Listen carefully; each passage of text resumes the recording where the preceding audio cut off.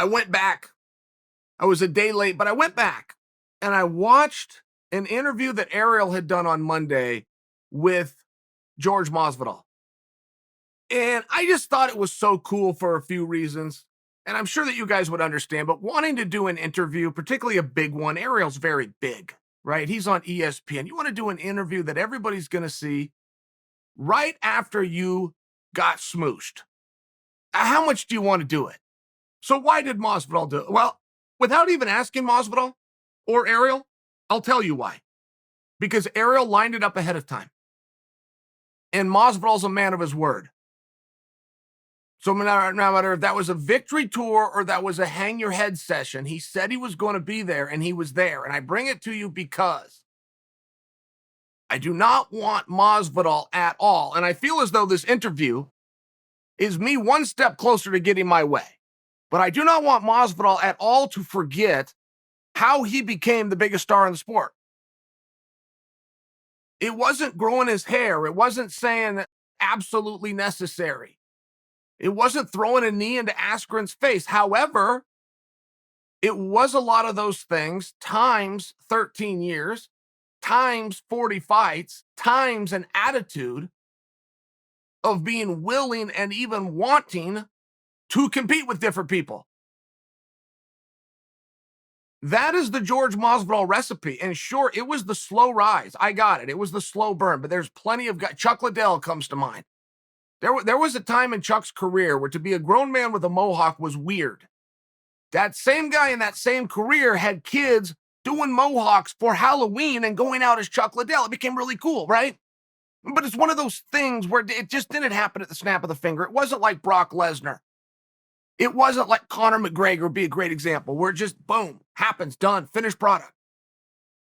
You look at what Conor's doing now, by example, selling out arenas, or if you were to back the tape up and look at what Conor was doing when he was trying to get into the organization in the first place, it's the same thing. So how come his happened so fast?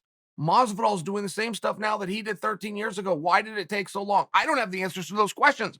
I can observe it, though. I feel that Masvidal deserves this.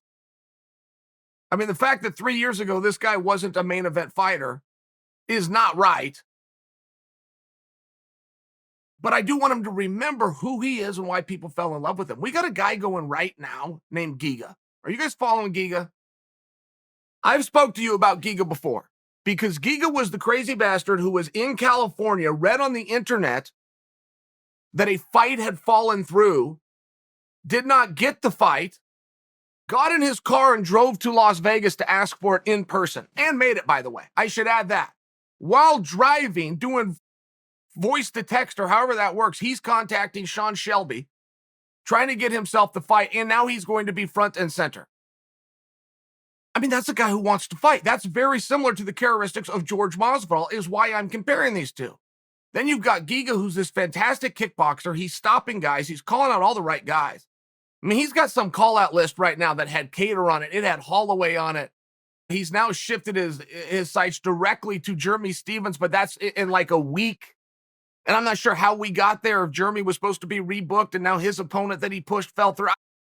I got to go get caught up on all of that. But Giga now wants to fight Stevens in a week. And I understand that the broad call out of multiple names is not near as effective as one straight down the middle, but it's much more effective than no call out at all. And I'm just watching Giga do, and this is Jorge Masvidal. This is exactly what Masvidal used to do. This is exactly why everybody fell in love with Jorge Masvidal, not to mention pretty similar skills. Nasty kickboxer, and Giga's now worked his way into co-main event spots. I mean, it's one of these things where there's not a whole lot higher you can go. And guys will continually look at the wrong number. They will think about the ranking. Don't think about the ranking, think about the placement. You could fight the number one guy at the first fight of the night, or you can fight the number 100 guy in the co-main event. You take the co-main event.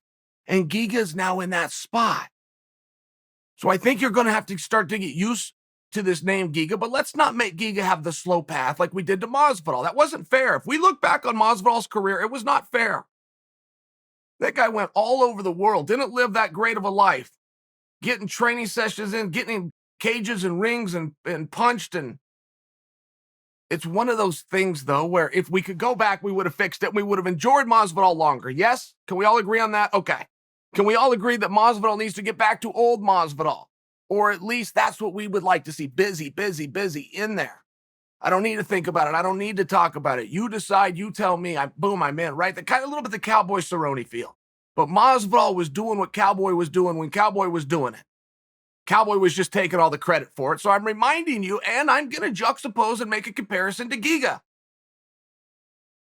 I am seeing things with Giga that I really feel you guys need to know this. You need to know that he got in a car and drove 8 hours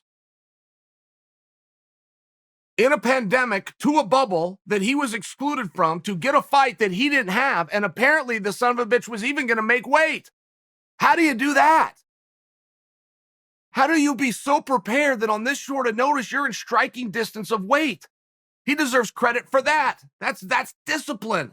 This guy is doing everything right in front of your face. Everything that we love, everything that we want guys to do. Know this. Appreciate this. And now he wants to fight Jeremy Stephens? What kind of a reward for good behavior is that? That's a tough night out right there. That's what you want. You want to be locked in there with Jeremy, really? I mean, no one else does, so that fight's probably going to happen. I don't know where the talk of that came from in the first place.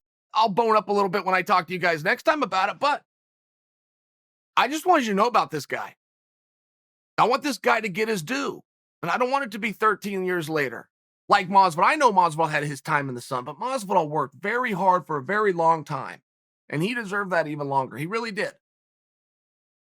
I think if Masvidal wants to get back, we're open to what George wants to do, right? There's not going to be pressure. But if he does want to return and he does want to pay the fans back for what they paid forward to him over the last 30 months, he's going to have to get busy. He's going to have to get busy with anyone at any time.